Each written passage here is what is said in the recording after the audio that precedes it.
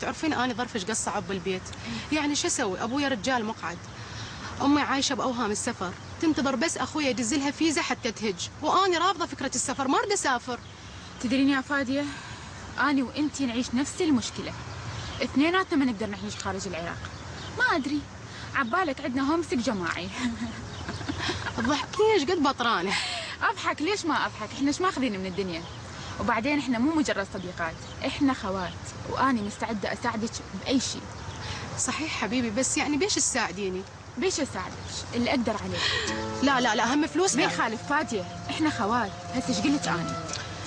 أدري، بس أنا خايفة ما أقدر أرجعهن. يا حبيبة قلبي، ومن قالش رجعيهن؟ مو عيب عليك هذا الحكي؟ زين أم ايش تعرف؟ أمي؟